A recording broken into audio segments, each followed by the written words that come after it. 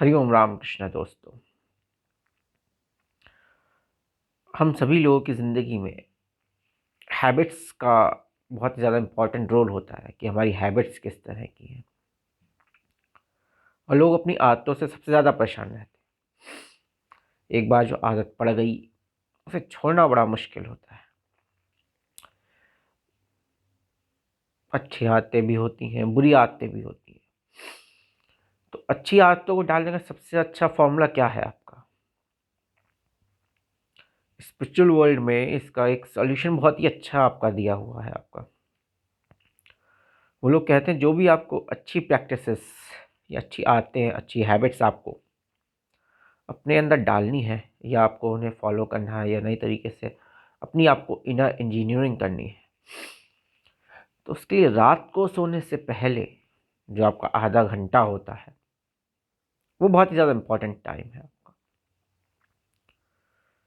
तो उस टाइम जो भी आप अपने अंदर सिस्टम में डालते हैं वो चीज़ आपके सबकॉन्शियस माइंड में सोने के दौरान आपके फिट हो जाती है, एडजस्ट हो जाती है और उसे फॉलो करना आपका काफ़ी आसान रहता है।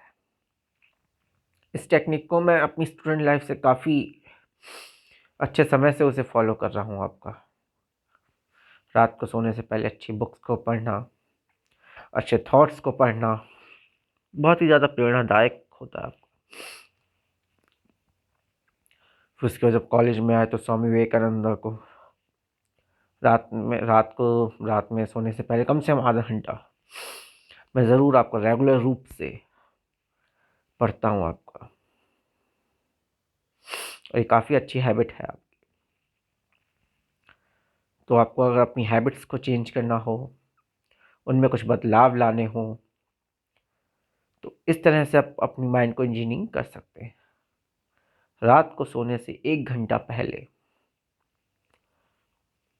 को आप बहुत ही अच्छे से मैनेज करें, उसमें पढ़ने को अपने को टाइम दें और सोने के बाद भी, और जब आप सुबह उठते हैं उसके बाद का आधा घंटा वो भी आपका बहुत ज़्यादा इम्पॉर्टेंट रहेगा आपके।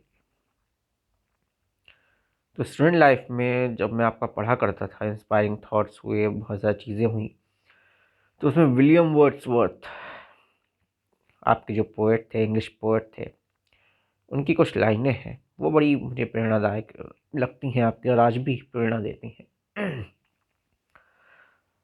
वो कहती हैं आपकी, words are lovely dark and deep, words are lovely dark and deep, but I have promised to keep miles to go,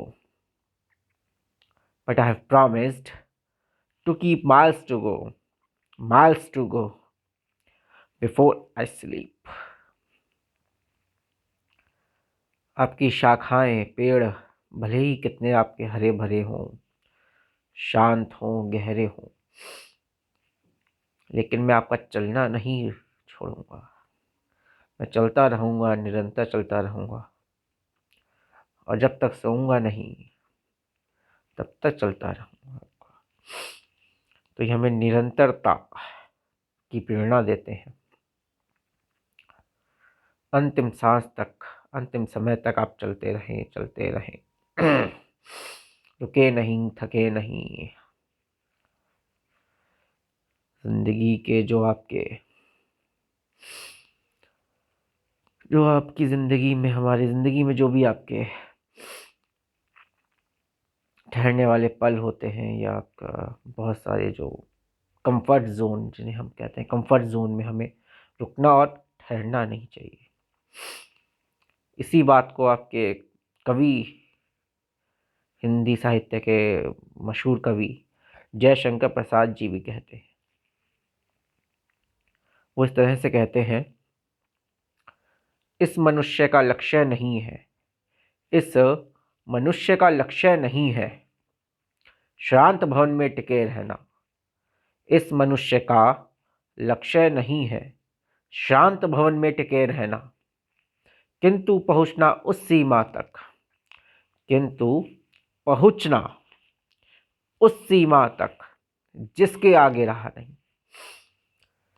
तो इस मनुष्य का जो लक्ष्य है वह आपका नॉर्मल लाइफ जीना, खाना पीना, कमाना, ये सब नहीं होना चाहिए। उसका लक्ष्य कुछ हटके होना चाहिए।